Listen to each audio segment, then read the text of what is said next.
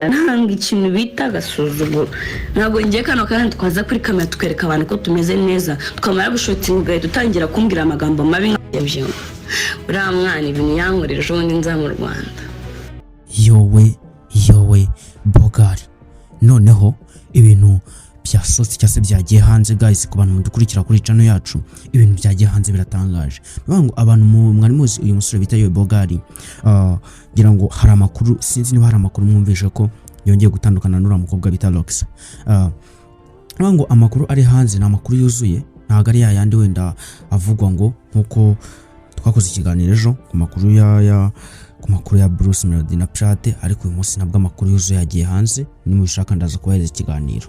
Nuvuga ngo Roxa byanyabyo noneho yongeye akatira Bogari, ariko nyine urumva niba yongeye kumukatira Bogari nawe akaba yabitangaje. Ibi nibwo byo bimwe tugiye kurebera hamwe, ngiye kubereka amajwi mbahe video, mujya mvuga ngo nta foto nta cyabaye, yego nibyo koko ngiye kubereka video bereke Bogari ibintu yankoreye ejo bundi nza mu Rwanda, ibintu Bogari yankoreye nza hano mu Rwanda ni byinshi cyane turi buze kureba muri kiganiro, tuze kureba nyine chemistry yabo ukuntu tuwe mwitangiro. Bogari bikaba biri kuvugwa ko hari amakuru nafashe cyase nkaba numvishe neza ko Bogari nanone yaba agiye kongera gusaba imbabazi, ariko nanone abantu bakibaza ngo ese aba bantu bakundana ejo bundi bagashwana ejo bundi bagakundana, ese izi zaba ari content zaba ari prank bashaka kwereka abanyarwanda cyase kugira ngo abanyarwanda babishimire.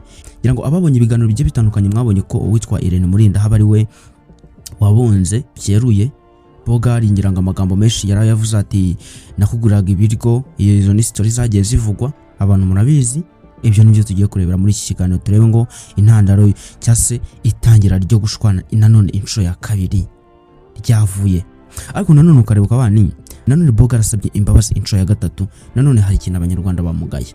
Nukuvuga ngo uyu mukobwa Roxa ngira ngo ababyibuka neza, ababonye ikiganiro cyase ababonye ya round yabo yabaye iciyeho muri iyi minsi aco nk'ukwezi cyase amezi abiri bashwanye. Nanone Roxa yajyaga kuri live akabani Bogari karakabwa akavuga ibyo ashaka, Bogari akavuga ibyo ashaka. Gusa ariko igitangaje no ko bongeye bakiyunga, ibyo abanyarwanda bamwe barabikunze abandi abanisi ngira ngo abagiye mwumva amagambo agiye atandukanye, mwagiye mwumva kara gakobwa bavuga ngo kanyira bukara. Bogari ati nta kintu cyambabaje nko kugenda nkiyogoshesha igipara, ibyo byose yari content nzika ari urukundo, ibyo byaravuzwe. Usibye ko nyine murabizi abantu ntago twagenda nyine ibintu byose tubishyira muri video yaba ndende. Uyu munsi nabategura ka video gatoya kaza kubereka nyine ibintu muri rusange cyase bizakaza kubereka uburyo ibintu bigomba gukemuka cyase nawe ukabimenya ugasobanukirwa. Nyine nicyo kintu ngiye ubundi kituma mba ndi hano. Ngiye mwumva kuri microphone banyita Keri, wogeze kuri umunota nk'ibyo gukanda subscribe ni ingenzi kugira ngo utazagicikwa n'ibindi biganiro tugenda tubategurira, ugakanda like yo ni ingenzi cyane kugira ngo iyi video ipromotingwe. Comment yo uzayandika ubishaka cyangwa ushaka ko hari ikintu ushaka kumenya tubashakira tukakibabwira. Nukuvuga ngo abibuka mu mezi abiri mu mwaka wa 2026 mezi abiri aciyeho nibwo Bogari we ubwe yashyize amarira hanze avuga ati Roxa yanyanze. Abantu benshi bari barase ayi byagenze ute, nyine ibyo ngibyo murabizi simbitindaho cyane, ngende kwihuta cyane. Reka mbanze mbereka utu video nagiye mfata cyangwa se sinzi niba mwakabonye naka video ngiye nakuye kuri Instagram. Reka mbereka ko gakiya muraza kumbwira niba mwe mwakabonye cyase nawe utarakabona, ndi kugira ngo mbanyuremo amakuru mbinjire hasi mu ndiba musobanukirwe. Nyine niyo mpamvu madano kugira ngo mbakore ibintu byiza cyangwa se biriroyo. Yes, nuko ngo urebye aka video mubanze mwitegerezo gake. Nanga ikintu bita agasuzuguro ntabwo ngiye kano kandi twaza kuri kamera tukereka abantu ko tumeze neza twamara gushotinga ugahita utangira kumbwira amagambo mabi nkaho ngiye wagira ngo ndi umugore wawe, nkaho wagira ngo waranshatse ndi mushiki wawe bikari umuntu kawe, ukambwira amagambo acengura umutima amara kwiyanga ugahita umbwira ndagiye urongera kwa nahinga Imana ngo izampane ngo ndagiye. Uyu Roxa we ubwe avuga ko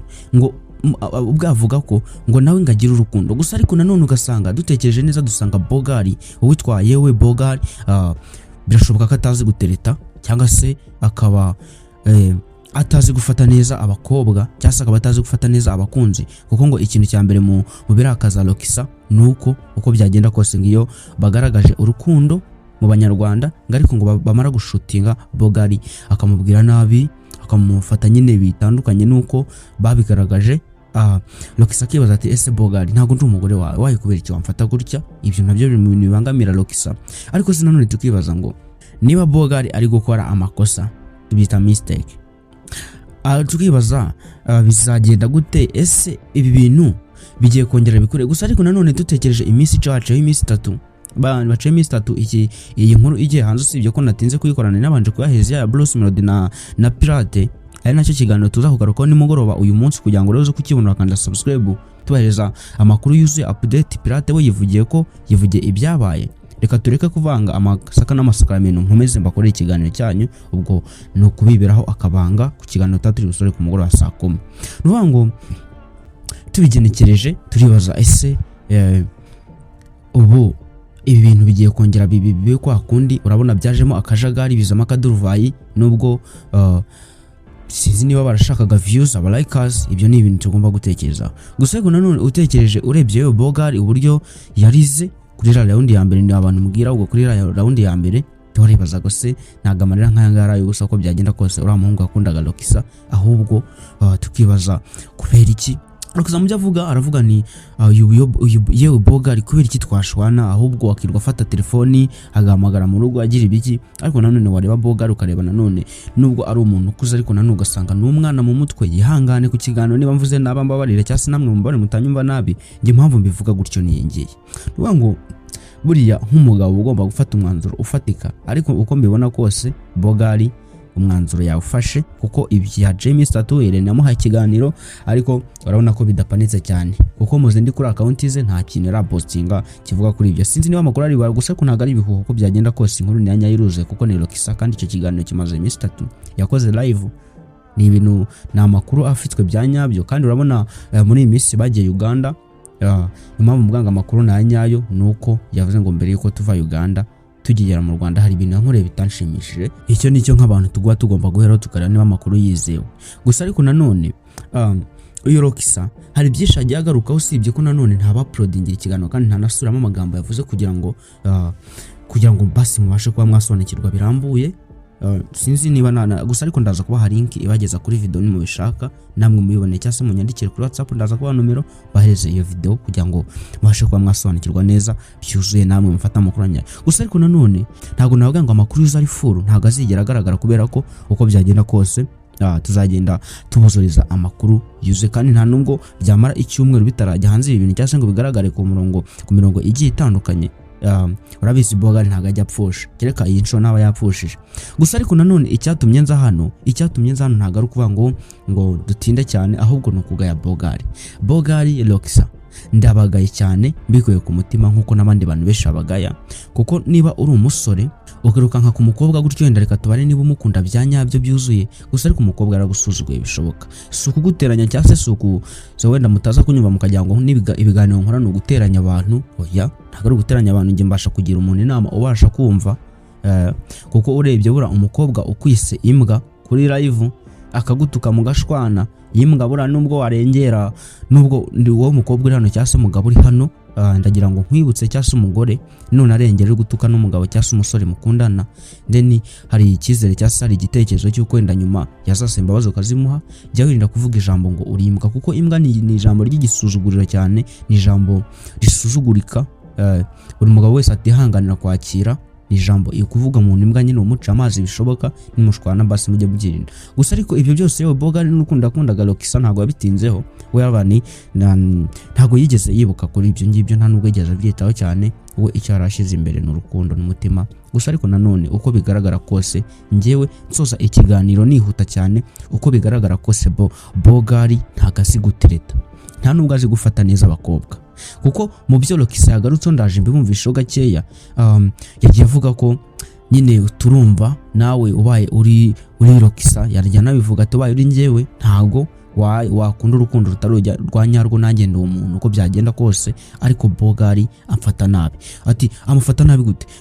Ngo Bogari we ikosa rya mbere amushine cyase ikinamunenga nuko kuri kamera agaragaza urukundo rwishi, hanyuma bamara gushutinga Bogari ngagatangira kumubwira nabi, gushwana nawe ari mu buryo nyine butumvikana. Ari nacyo kibazo Lokisa agenda amubaza ati ese ubundi kumubwira nabi gutya ndi umugore wawe?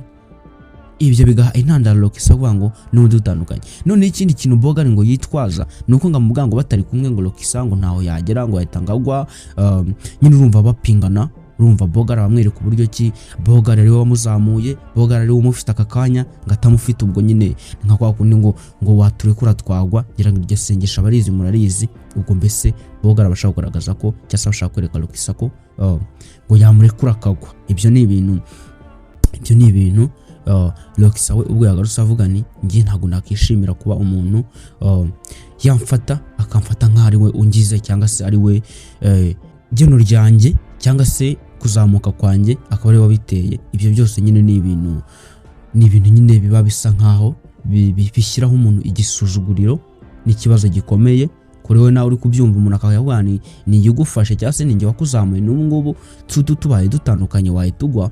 Ni ikintu nyine kiba gisa nkaho gica intege wowe cyangwa se kigaragaza nabi, uba ni nk'isezereza, mbese muri make ni nk'isezereza. Ntago turi butinde ku kiganiro reka tugisoze, ariko ubwo nanjye amakuru nashaka kubahereza nuko mugomba kumenya ko Lokisa yatandukanye na Bogari bya nyabyo. Ntago igicano igica amakuru y'ibihuha na amakuru yuzuye, ngira ngo tuze gukomeza mu kiganiro turi buze gukora nimugoroba kijyanye n'ukuntu Pirate yashyize inkuru hanze yuzuye ko y'ibijyanye nyine igifungo cye. Ejo dufite n'ikindi kiganiro twabateguriye kijyanye na Mitsutsu. Ni byinshi cyane tugenda tubategura kuri cana. Icyo ngusaba wowe bageze kuri umunota kanda subscribe kugira ngo ibintu bize kuba fresh, uze gukurikira ibindi biganiro. Murakoze cyane.